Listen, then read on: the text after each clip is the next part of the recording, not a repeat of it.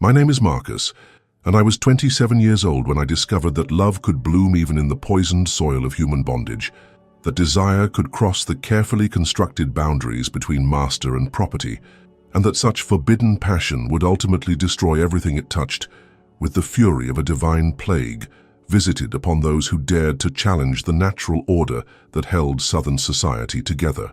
The year was 1854, and I had spent my entire life as property on Rosewood Manor, the ancestral estate of the Ashworth family in the rolling hills of central Virginia. The plantation sprawled across 3,000 acres of prime tobacco land, worked by 412 human beings, who existed solely for the enrichment of a bloodline that traced its wealth back to the first slave ships that had delivered African flesh to the Chesapeake colonies. Master Charles Ashworth owned not just land and slaves, but a legacy of privilege that stretched back 6 generations, each adding to the family fortune through careful cultivation of tobacco and systematic exploitation of black bodies that the law defined as chattel property. The big house stood like a temple to this accumulated wealth, its white columns reaching toward heaven while its foundations were anchored in the hell of human bondage that made such luxury possible. But it was not Master Ashworth who would transform my existence from mere survival into something far more dangerous and infinitely more beautiful. That distinction belonged to his daughter, Miss Catherine Ashworth, 24 years old, and possessed of a beauty that seemed to glow from within, as if her very soul had been crafted from materials too precious for this world of suffering and degradation. Miss Catherine was unlike any white woman I had encountered during my 27 years of bondage. Where other plantation ladies treated slaves as invisible servants, she saw us as human beings worthy of consideration and kindness. Where others spoke to us with casual cruelty or condescending authority, she addressed us with a gentleness that seemed almost revolutionary in its implications. She had been educated in Richmond's finest finishing schools, exposed to ideas about human dignity and moral responsibility that sat uneasily with the reality of plantation life built on systematic oppression. Her tutors had filled her mind with poetry and philosophy, literature and art, creating a worldview that emphasized the inherent worth of all God's creatures, regardless of the color of their skin. This education had made her dangerous to the established order in ways that neither she nor her father fully understood. She questioned the theological justifications for slavery that her family's minister preached every Sunday, wondered aloud about the morality of owning human beings, and showed disturbing sympathy for the plight of those who served her family's comfort and prosperity.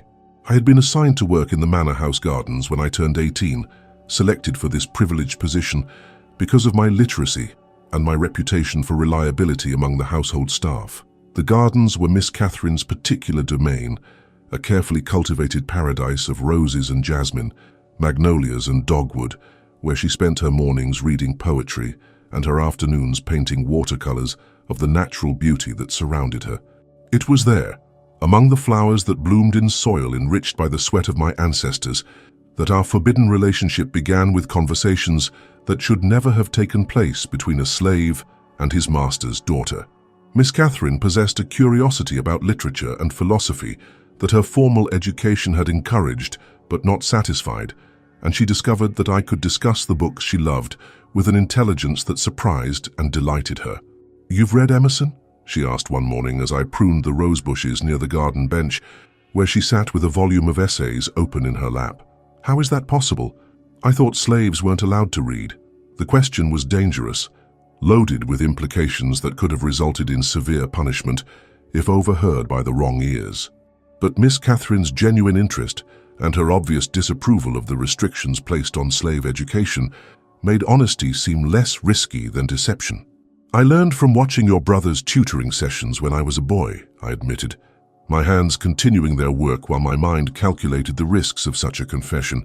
"Young Master William wasn't a careful student, and I discovered that I could absorb his lessons better than he could."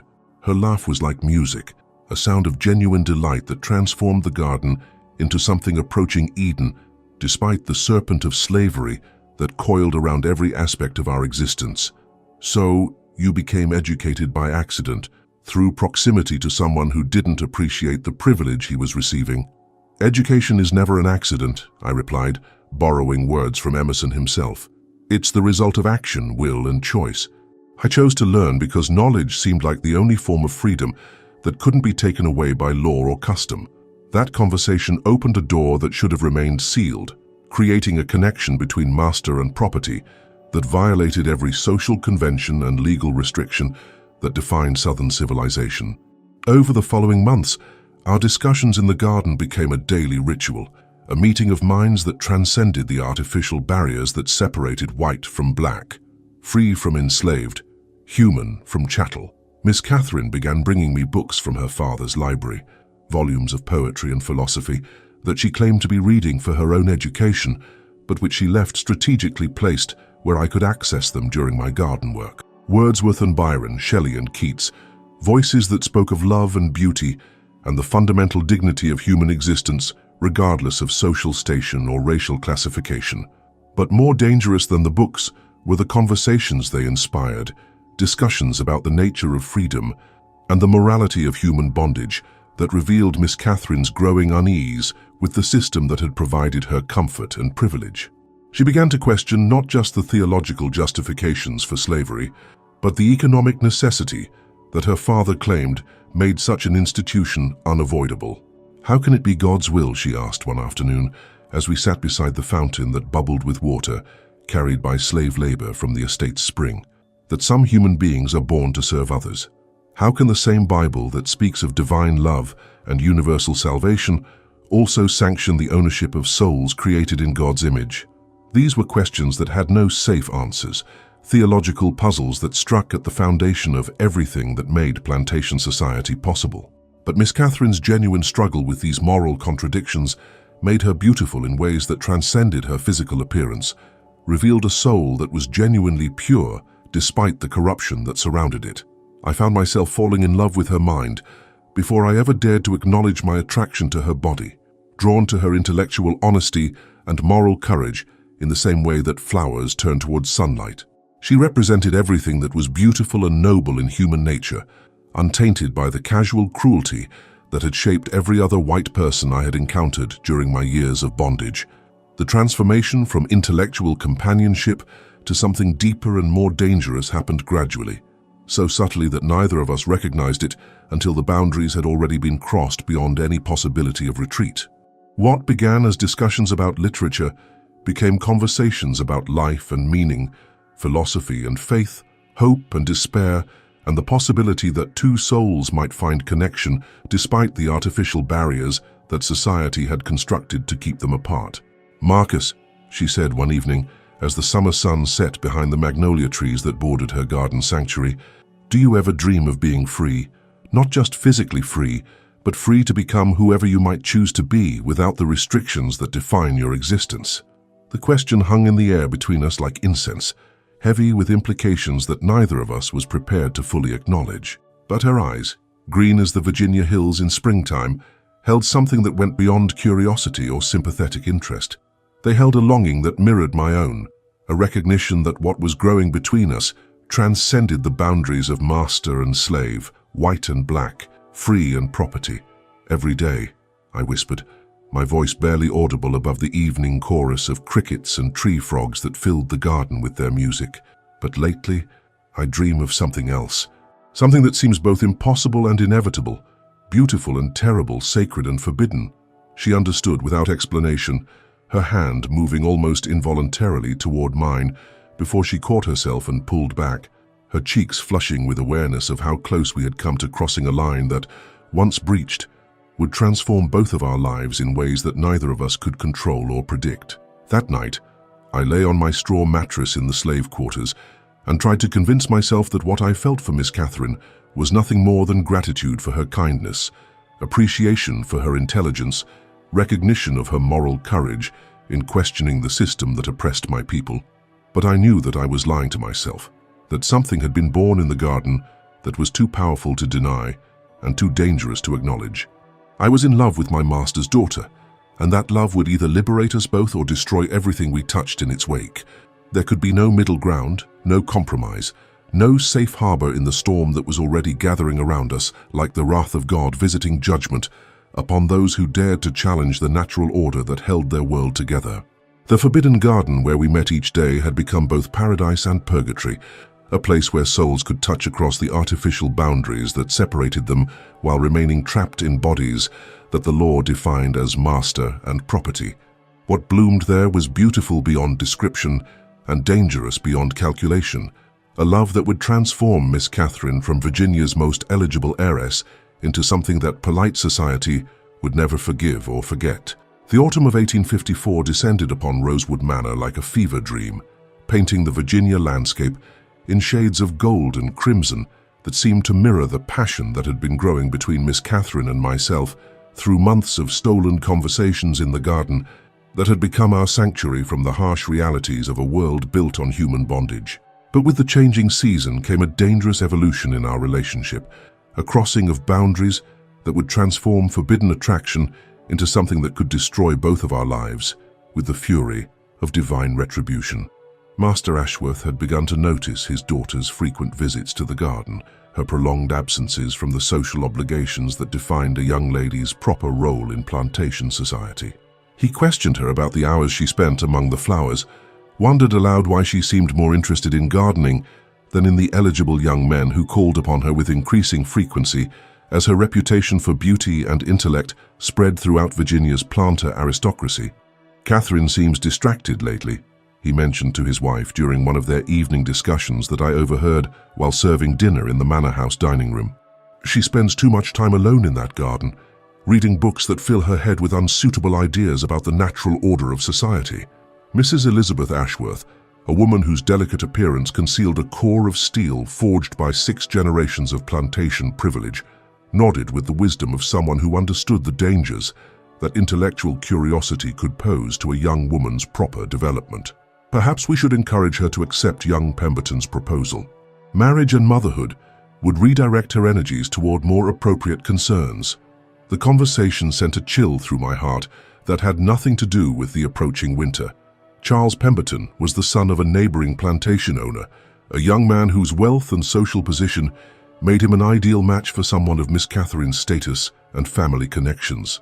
He possessed everything that Southern society valued in a prospective husband: land, slaves, bloodline, and the casual cruelty that marked him as properly suited for the management of human property.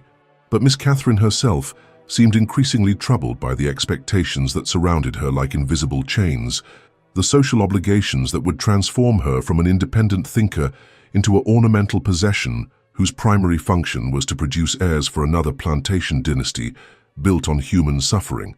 Her conversations in the garden became more intense, more desperate, as if she sensed that forces beyond her control were closing in around us both. "They want to marry me to Charles Pemberton," she confided one crisp October morning as we walked among the rose bushes that had begun their seasonal preparation for winter's sleep. "Father says it's time I accepted my responsibilities as an Ashworth daughter and contributed to the family's continued prosperity through an appropriate alliance." The words hung in the air between us like a death sentence, confirmation of what I had feared since the first moment our eyes met across the artificial boundaries that separated master from slave, free from property, white from black. The love that had grown between us existed in a space that society refused to acknowledge, a garden of impossible dreams where 2 souls had found connection despite laws and customs designed to keep them forever apart. "And what do you say?" I asked, though I dreaded her answer almost as much as I needed to hear it. Her green eyes filled with tears that caught the morning sunlight like captured diamonds, each drop a testament to the pain of being forced to choose between duty and desire, social expectation and personal truth.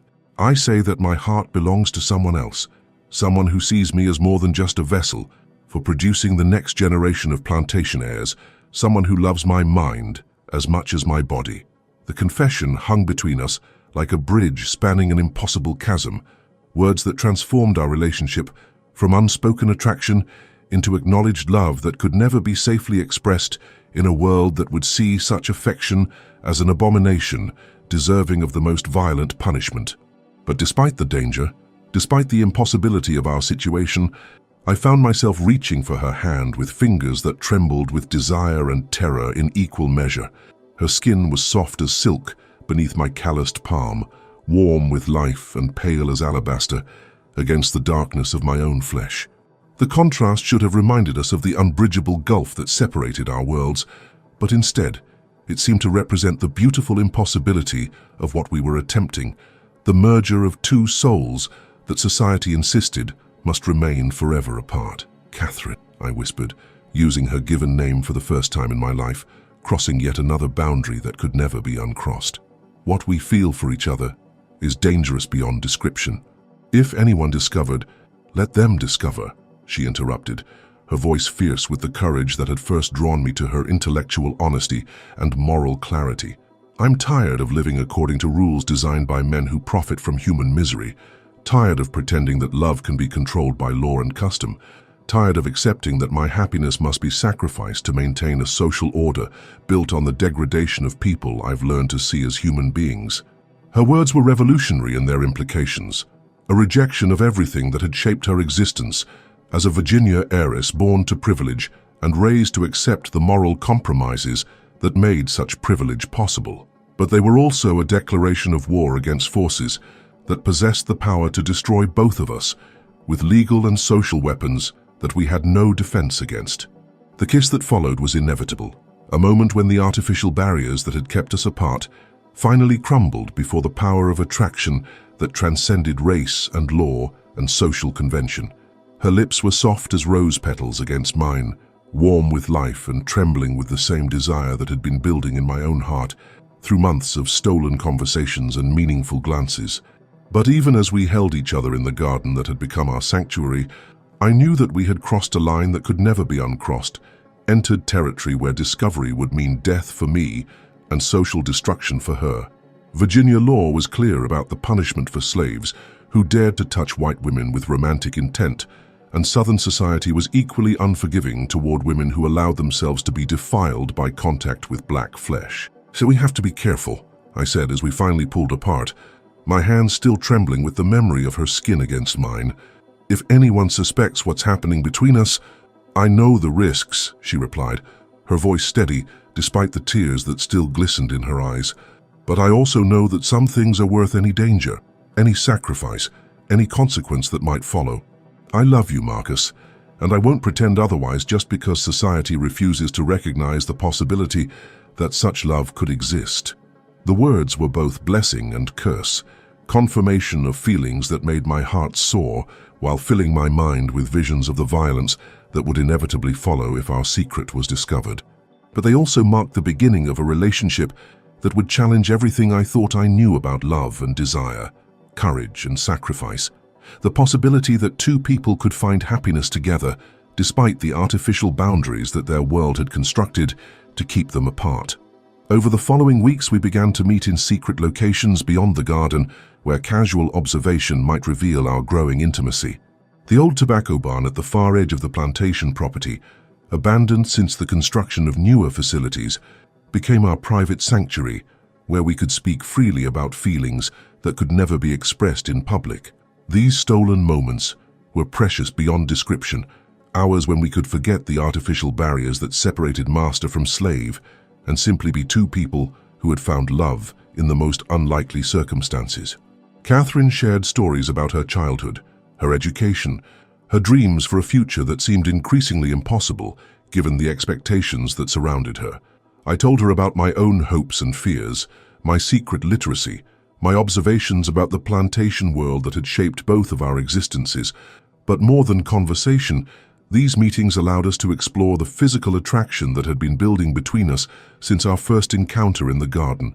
Her hands were gentle as they traced the scars left by years of plantation labor, her lips soft as they kissed away the pain that such work had embedded in my flesh. My own touch was careful and reverent, recognizing that her body represented not just beauty and desire, but the ultimate taboo that could transform our love into the most dangerous secret in Virginia.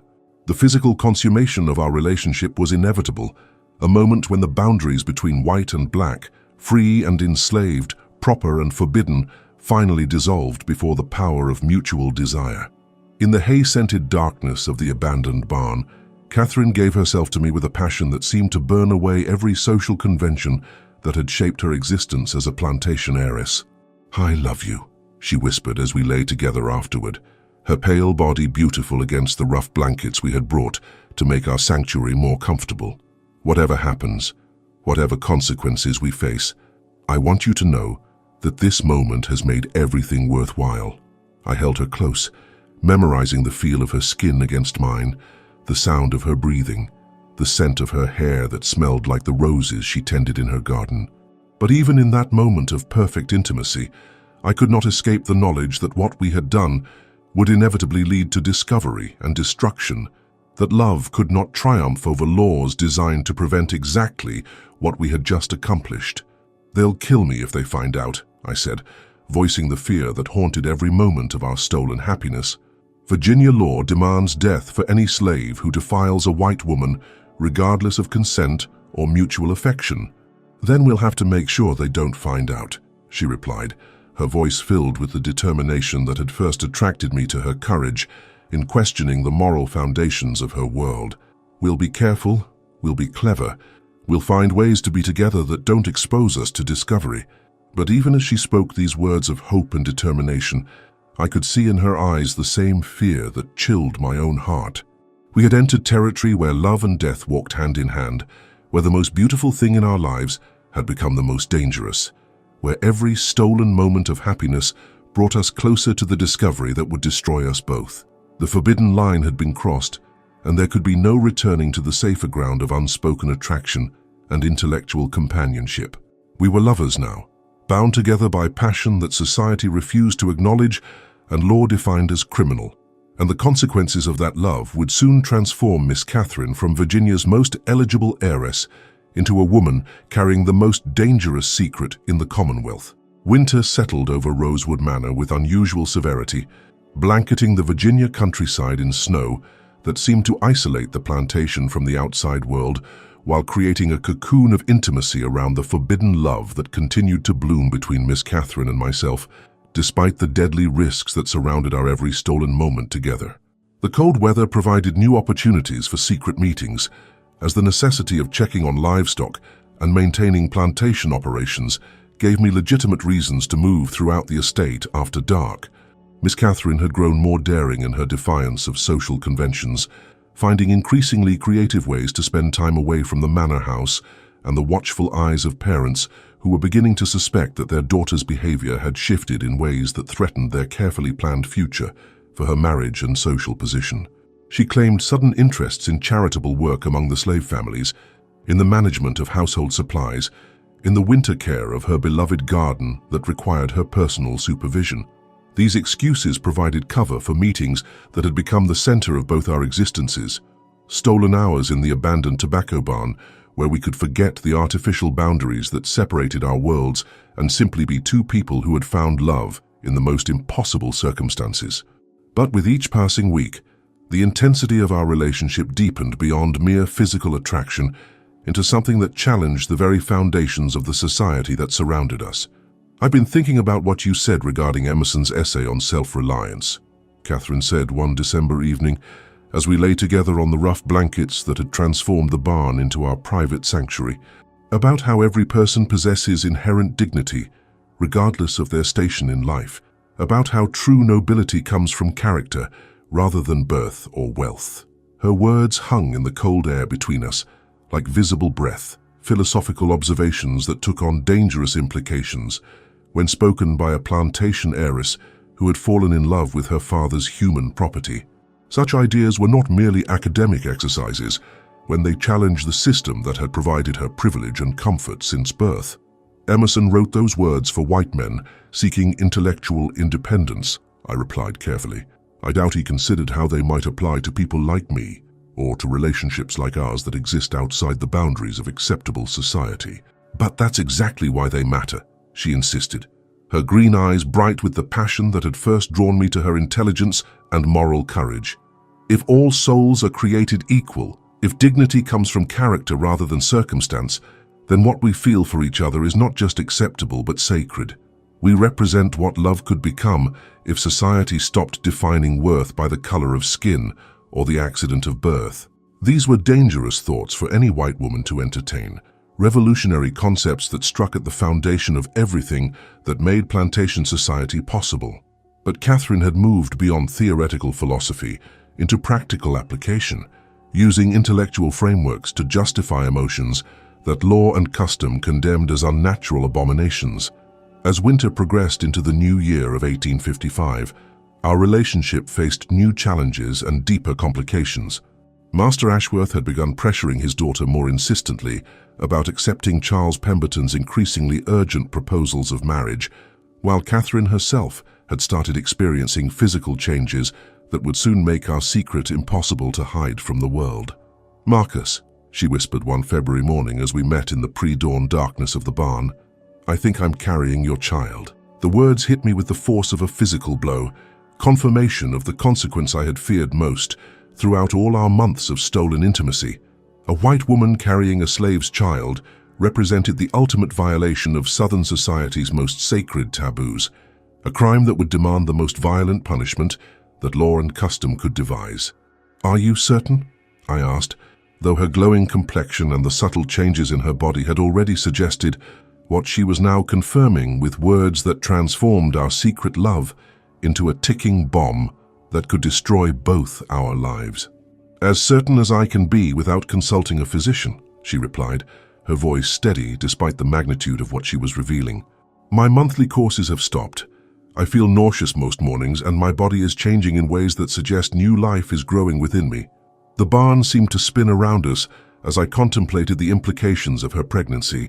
A mixed-race child born to Virginia's most prominent plantation heiress would create a scandal that would echo throughout the South, destroying the Ashworth family's reputation while providing legal justification for my immediate execution under laws designed to prevent exactly what we had accomplished through our love. "They'll kill us both," I said, voicing the fear that paralyzed my ability to think rationally about our options. "Virginia law demands death for any slave who impregnates a white woman, and society will destroy you for allowing it to happen." "Then we'll have to leave," she said, with the calm determination that had first attracted me to her courage in challenging the moral foundations of her world. "We'll go north where such relationships are more accepted, where our child can be born free and raised without the burden of Southern prejudice."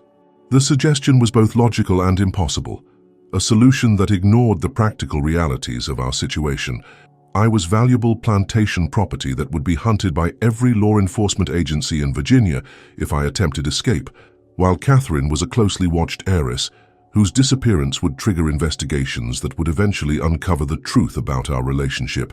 But even as I recognized the impossibility of flight, I found myself drawn to the fantasy of life beyond the boundaries of Virginia, in territories where love might triumph over law and where our child could grow up free from the artificial barriers that had made our relationship so dangerous. Catherine's pregnancy had created a deadline that made some form of action inevitable, even if all available choices led toward disaster. "Where would we go?" I asked, allowing myself to imagine possibilities that seemed both hopeful and hopeless. "How would we survive in territories where neither of us has connections or resources?" "I have money," she replied, revealing planning that suggested she had been contemplating escape long before her pregnancy made such action necessary. "Jewelry and family heirlooms that I could sell, access to funds that my mother set aside for my future independence. We could reach the Ohio River, find passage north to territories where mixed marriages are legal." Her words painted pictures of possibility that seemed almost too beautiful to believe, visions of a world where our love could exist openly, and our child could grow up free from the prejudices that had shaped both our existences. But such dreams required abandoning everything that had defined our lives, leaving behind family and security for uncertain futures in territories that might prove less welcoming than Catherine imagined. As spring approached and her pregnancy became more apparent, concealment became increasingly difficult, despite the loose clothing and careful positioning that she used to hide her changing condition from family members and household staff. The physical evidence of our forbidden love was growing within her body, creating a timeline that would soon make discovery inevitable.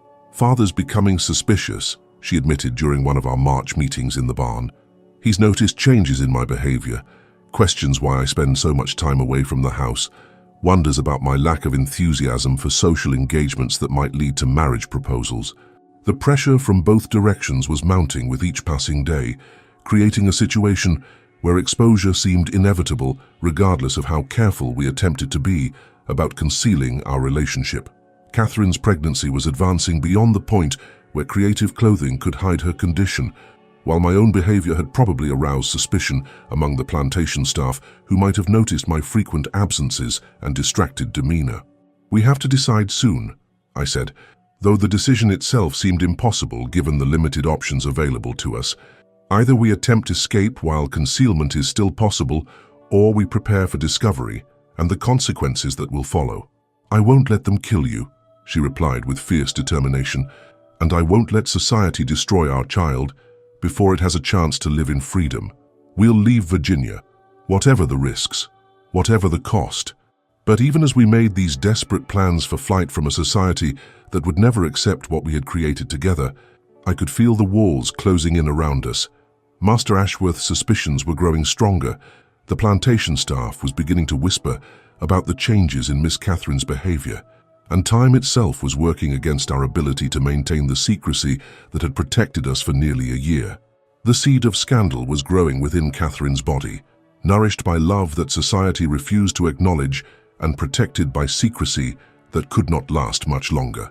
Soon, the most eligible heiress in Virginia would be revealed as a woman carrying her slave's child, and the discovery would unleash consequences that would destroy everyone it touched, with the fury of divine wrath visiting judgment upon those who had dared to challenge the natural order that held their world together. Our love had created life, but that life would soon reveal the truth that could end both our existences in the most violent ways that law and custom could devise. The forbidden garden where our relationship began had produced fruit that would nourish or poison everything it touched, depending on whether love could triumph over the hatred that surrounded us, like the coils of a serpent waiting to strike. The truth of Miss Catherine's condition could no longer be hidden by spring clothing and careful positioning when the advancing pregnancy reached its 4th month in April of 1855. Her body's natural changes had become obvious to anyone who looked closely, creating a situation where discovery was not a matter of if, but when, and the mounting pressure was affecting both of us in ways that made concealment increasingly difficult to maintain. Master Ashworth's suspicions had been growing throughout the winter months as he observed changes in his daughter's behavior that seemed inconsistent with the proper development of a young lady preparing for marriage to someone of Charles Pemberton's social standing and family connections. Catherine's lack of enthusiasm for social engagements, her frequent absences from the manor house, her obvious distraction during conversations about her future responsibilities as a plantation wife had all contributed to his growing certainty that something was seriously amiss. The confrontation came on a warm April morning when Catherine's attempt to conceal her condition failed completely during breakfast in the manor house dining room. A moment of carelessness, a turn that revealed her profile in morning sunlight streaming through the windows, and Master Ashworth's trained eye caught the unmistakable evidence that his daughter was carrying a child outside the bounds of marriage.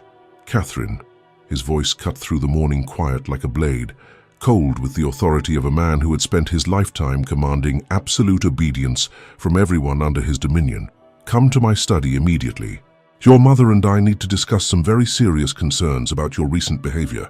I was serving breakfast when the confrontation began, close enough to observe the blood drain from Catherine's face as she realized that her secret had been discovered, far enough away to avoid immediate suspicion, while my heart pounded with terror at the implications of what was unfolding before my eyes. The study door closed behind the Ashworth family with the finality of a coffin lid, but the raised voices that followed carried through the manor house like thunder, announcing an approaching storm. Master Ashworth's rage was volcanic in its intensity, while Mrs. Ashworth's horrified gasps provided a chorus of aristocratic shock at the revelation that their carefully raised daughter had somehow compromised herself in the most unacceptable manner possible. "How could you disgrace the family name like this?" Master Ashworth's voice boomed through the closed door. "How could you throw away everything we've provided for you, everything we've sacrificed to secure your future in proper society?" Catherine's responses were muffled but defiant, her voice carrying the same courage that had first attracted me to her willingness to challenge the moral foundations of the world that had shaped her existence. But defiance would not protect her from the consequences of what society would view as the ultimate betrayal of racial boundaries and family honor. The interrogation continued for hours, with Master Ashworth demanding to know the identity of the man who had compromised his daughter's virtue and destroyed the family's carefully planned future. Catherine's refusal to provide this information only increased her father's fury, while buying precious time for me to consider options that all seemed to lead toward disaster. By afternoon, the entire plantation was buzzing with whispered speculation about the drama unfolding in the manor house. House slaves exchanged meaningful glances, while field hands gathered in small groups to discuss rumors that filtered down from the domestic staff who had overheard fragments of the family crisis. But it was Martha, the cook who had served the Ashworth family for 30 years, who provided the intelligence that would determine my immediate fate. She found me in the garden, where I was attempting to maintain normal routines while my world collapsed around me, her weathered face grave with concern for consequences that she understood better than I wanted to acknowledge. "They're going to question every male slave on the plantation," she whispered, her voice barely audible above the evening sounds of insects and tree frogs. "Master Ashworth is convinced that one of his property compromised Miss Catherine, and he's determined to identify the culprit regardless of how many people he has to torture in the process." The words confirmed my worst fears about the systematic investigation that would inevitably reveal my guilt through process of elimination, if nothing else. Master Ashworth possessed the legal authority to interrogate his human property through whatever methods he deemed necessary, and Virginia law provided no protection for slaves accused of crossing racial boundaries with white women. "You need to run," Martha continued, her eyes filled with the compassion of someone who had watched too many young men destroyed by the plantation system's appetite for black flesh. "Tonight, before they start the questioning tomorrow morning, head for the river. Try to reach free territory before the hunting parties catch up with you." But flight would confirm my guilt as surely as confession, while abandoning Catherine to face the consequences of our love alone seemed like the ultimate betrayal of everything we had shared during our months of stolen intimacy. The child growing within her body was half mine, a living testament to feelings that society refused to acknowledge, but which had created the most beautiful and dangerous secret in Virginia. As darkness fell over the plantation, I made my way to the abandoned tobacco barn for what might be our final meeting, carrying news that would force Catherine to make choices that could determine whether our love story ended in tragedy or transformation. The barn felt different now, less like a sanctuary and more like a tomb where we would lay to rest the dreams that had sustained us through winter's isolation. Catherine was already waiting when I arrived, her face pale in the moonlight that filtered through gaps in the barn's weathered walls. The pregnancy that had been hidden for months was now obvious, even in the dim light, her body carrying the evidence that would soon convict us both in the court of Southern society's most sacred taboos. "They know," she said simply, confirming what I had already deduced from the day's events. "Father knows I'm carrying a child, and he's determined to identify the father through whatever methods prove necessary." "Martha says they're going to question every male slave on the plantation," I replied, sharing intelligence that made flight seem like our only option for avoiding the violence that would inevitably follow discovery. "We need to leave tonight before the interrogations begin and my guilt becomes obvious." "I can't," she said, her voice breaking with despair at the impossibility of our situation. "Father has confined me to the manor house under guard. Mother is watching my every movement to ensure I don't attempt to contact whoever is responsible for my condition." The trap was closing around us with the inevitability of sunrise, creating a situation where every option led toward destruction, while inaction guaranteed the same result through different means. Catherine was imprisoned in her family home, while I remained free but under suspicion that would soon crystallize into certainty through systematic investigation. "Then I'll have to run alone," I said, though the words tasted like poison in my mouth.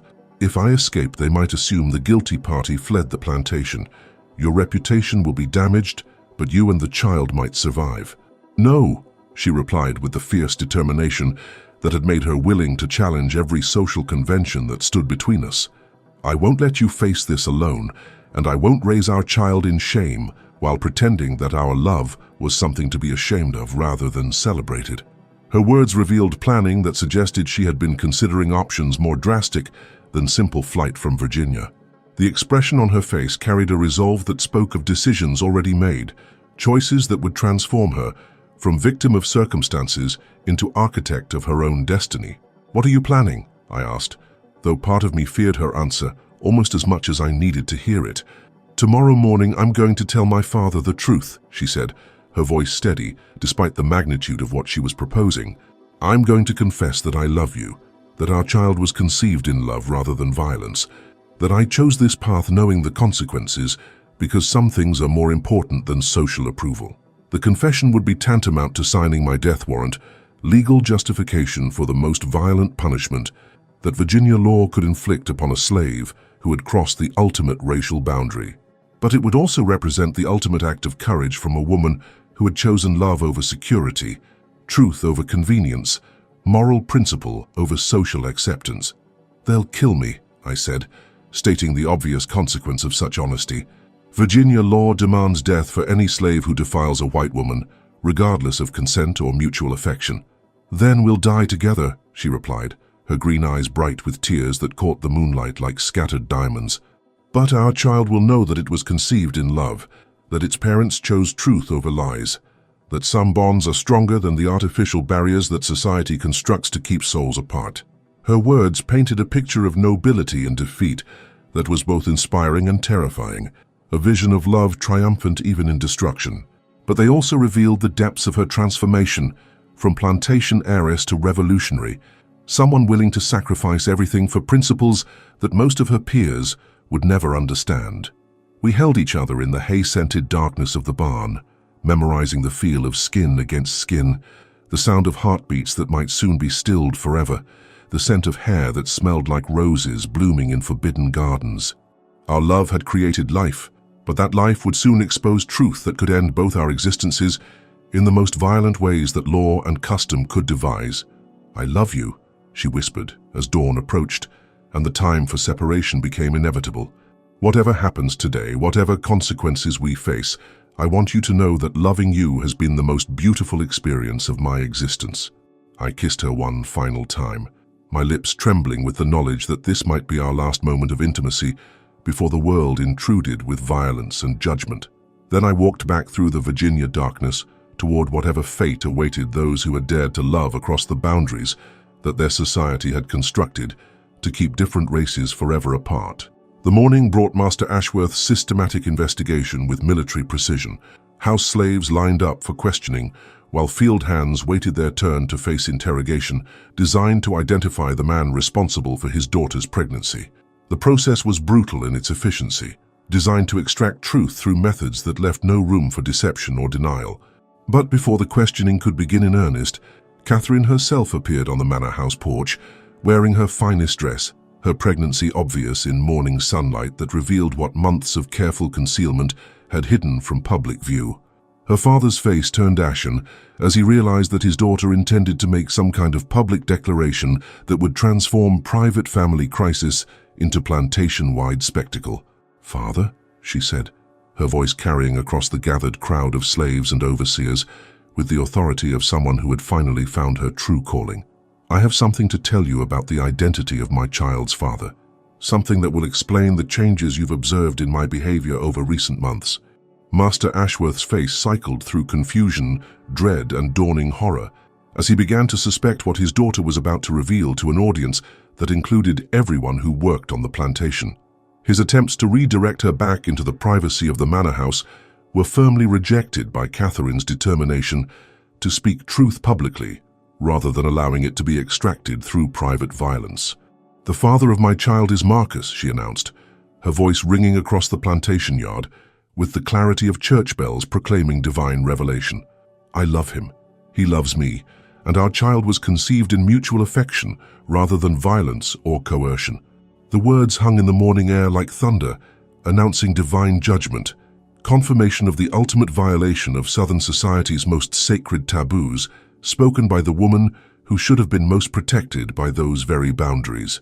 Gasps of shock echoed through the assembled crowd, while Master Ashworth's face turned purple with rage that seemed to emanate from his very soul. "Seize him!"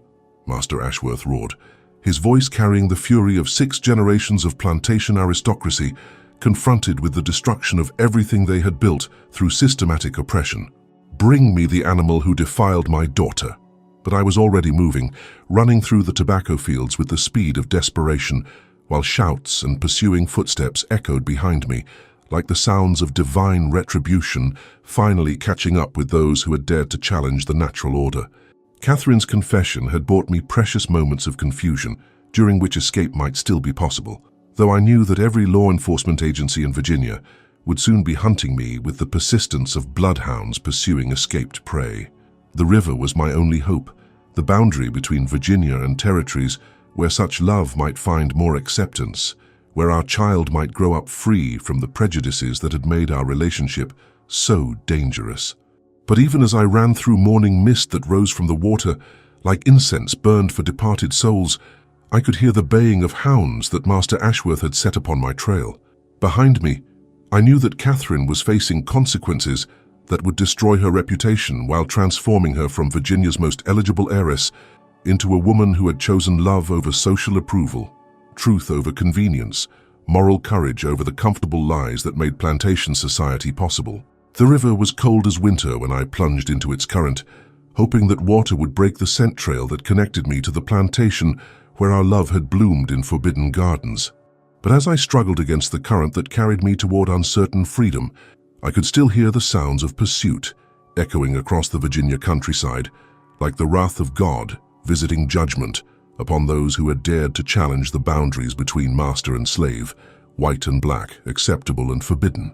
Our love had created scandal that would echo throughout the South, a story that would be whispered in slave quarters and drawing rooms alike as evidence of what could happen when passion triumphed over prejudice, when two souls found connection across artificial barriers that society had constructed to keep them forever apart. Catherine Ashworth had chosen to carry the child of her slave, and that choice would transform both our lives in ways that neither law nor custom could control or predict. The seed of scandal was growing within her body, nourished by love that society refused to acknowledge, but which had proven stronger than every force arrayed against it. The aftermath of Catherine's public confession spread across Virginia like wildfire, consuming drought-stricken fields, carrying news of the ultimate scandal to every plantation house and slave quarter throughout the Commonwealth. The most eligible heiress in central Virginia had not only compromised herself with a slave, but had publicly acknowledged their relationship and announced her intention to bear his child with pride rather than shame.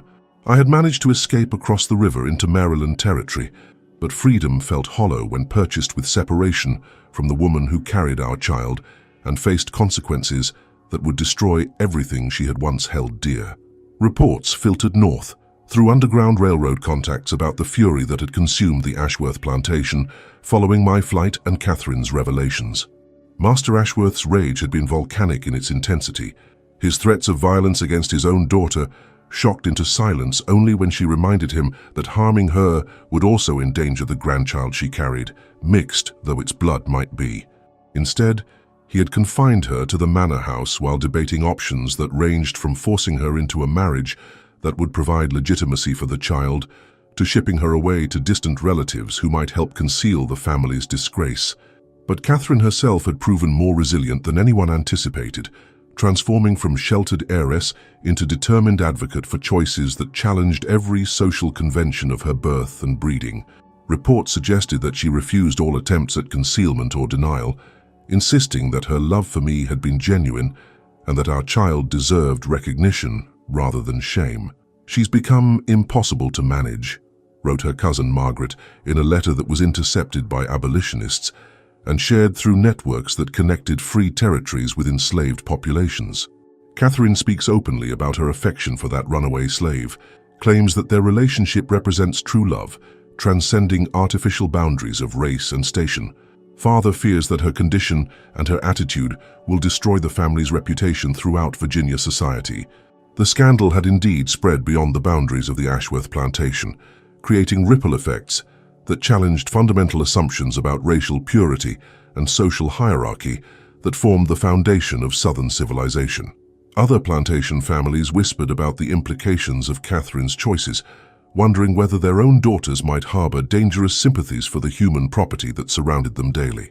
Meanwhile, the hunt for me had intensified beyond anything typically reserved for escaped slaves, with Master Ashworth posting rewards that attracted professional slave catchers from throughout the region. My crime was not simply flight from bondage, but the ultimate violation of racial boundaries that demanded the most violent punishment that law and custom could devise.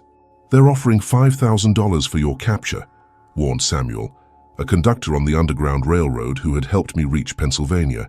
"Dead or alive, though they clearly prefer alive, so they can make an example that will discourage other slaves from similar presumption." But even as I lived as a fugitive in territories where mixed relationships faced less legal persecution, my heart remained tied to Catherine and the child she carried through months that brought her closer to the moment when our love would take physical form in the world. Letters smuggled through sympathetic networks provided updates on her condition and her continued defiance of family pressure to renounce our relationship. "I will not pretend that what we shared was anything less than sacred," she had written, in a message that reached me through abolitionist channels. "Our child is the product of love, not violence, and I refuse to allow society's prejudices to transform something beautiful into a source of shame." Her courage in maintaining this position despite the consequences amazed everyone who encountered her story, transforming Catherine from victim of circumstances into symbol of the possibility that love could triumph over even the most entrenched systems of oppression. Abolitionists throughout the North began using her example as evidence that racial boundaries were artificial constructions rather than divine mandates. The birth itself, when it came in December of 1855, created a crisis that tested every relationship within the Ashworth family structure. The child was obviously mixed race, bearing features that combined Catherine's European heritage with my African ancestry, in ways that made paternity undeniable even to those who might have preferred ignorance. "She's beautiful," Catherine wrote in a letter that took weeks to reach me through networks that connected enslaved territory with free states. "Her skin is the color of café with cream. Her eyes are green like mine, but shaped like yours. Her hair holds sunlight in curls that spiral like questions about the artificial boundaries that divide our world." But the beauty that Catherine saw in our daughter was viewed as abomination by society, that defined racial mixing as crime against nature and divine will. Master Ashworth reportedly refused to acknowledge the child's existence, while Mrs. Ashworth had suffered what physicians described as a complete nervous collapse upon seeing physical evidence of her daughter's relationship with plantation property. The pressure on Catherine to abandon the child, or at least conceal its parentage, became enormous, with family members and social advisors presenting various schemes for maintaining some semblance of respectability. These ranged from claiming the child was adopted from distant relatives to fabricating stories about assault that would preserve Catherine's reputation while justifying the child's mixed appearance. But Catherine rejected every attempt at deception or concealment, instead embracing motherhood with the same courage she had shown in acknowledging our relationship publicly. She named our daughter Hope, claiming that the child represented the possibility of a world where love could triumph over prejudice, where artificial boundaries between races might eventually crumble before the power of human connection. "Hope is thriving despite the circumstances of her birth," Catherine wrote in what would be her final letter to reach me. "She smiles when she hears music, reaches for sunlight streaming through windows, shows curiosity about everything that surrounds her. I see your intelligence in her eyes and your strength in her determination to explore the world despite obstacles that others have placed in her path." The letter also contained news that chilled my heart with its implications for both Catherine and our daughter. Master Ashworth had decided that the family's reputation could no longer survive the scandal of his daughter's choices, and arrangements were being made to ship both Catherine and Hope to relatives in the Caribbean, where mixed-race children faced less social stigma. "I don't know if this letter will reach you before we depart," she concluded, "but I wanted you to know that loving you has been the most meaningful experience of my existence, that our daughter is living proof that some bonds transcend every artificial barrier that society constructs to keep souls apart. If we never meet again in this world, know that you will live forever in Hope's features and in the love that created her against all odds." The separation that followed would prove permanent, as Catherine and our daughter disappeared into Caribbean exile, while I remained a fugitive in northern territories, where freedom came at the price of never again seeing the two people who had given my life meaning beyond mere survival. Letters ceased arriving, contacts lost track of their whereabouts, and gradually the trail went cold despite my desperate attempts to maintain connection. Years passed before I learned the final chapter of Catherine's story, through abolitionists who maintained networks throughout the hemisphere. She had indeed settled in Jamaica, where mixed-race relationships faced less persecution, and our daughter could grow up without the burden of Southern prejudice. Catherine had used her remaining resources to establish a school for children of all backgrounds, teaching literacy and philosophy to young minds that might otherwise be denied education because of their ancestry. But exile had taken its toll on her health and spirit, the separation from everything she had once known, combining with tropical diseases to weaken her constitution beyond recovery. She died in 1862, 7 years after our daughter's birth, reportedly calling my name with her final breath, while Hope held her hand and sang lullabies, learned from the woman who had sacrificed everything for love. Hope survived to adulthood, raised by Catherine's example to believe that love could triumph over prejudice and that artificial boundaries between races were human constructions rather than divine mandates. She inherited her mother's intelligence and her father's determination, becoming an educator and advocate for mixed-race children throughout the Caribbean islands, where such relationships faced less persecution than they would have encountered in Virginia. This was the story of Catherine Ashworth and Marcus, the Virginia heiress who carried the child of her slave and paid the ultimate price for choosing love over social convention. Their relationship scandalized Southern society and challenged fundamental assumptions about racial purity that formed the foundation of plantation civilization. Catherine's courage in acknowledging their love publicly, despite knowing the consequences, transformed her from sheltered aristocrat into symbol of the possibility that human connection could transcend artificial boundaries constructed by prejudice and law. Their daughter Hope grew up in Caribbean exile, raised by a mother who had sacrificed everything for principles that most of her peers could never understand. Catherine died young, weakened by separation from her homeland and the man she loved, but her legacy lived on in the child who proved that love could indeed create beauty, even in circumstances that society condemned as abomination. Marcus spent his remaining years as a fugitive in northern territories, never again seeing the woman who had risked everything for their forbidden relationship or the daughter who carried features from both her parents. He died in Pennsylvania in 1878, still carrying Catherine's final letter and Hope's infant shoes, the only physical reminders of a love that had challenged an entire civilization and paid the price that such courage inevitably demanded. The echoes of Catherine and Marcus's forbidden love resonate through time, a testament to passion that defied society's most sacred boundaries. If these untold stories of love, transcending racial barriers, stir your soul, join our community. Subscribe to our channel to uncover more hidden truths from the shadows of American history. Your support helps us keep these powerful narratives alive, ensuring that the voices of those who dared to love beyond society's limits will never be forgotten.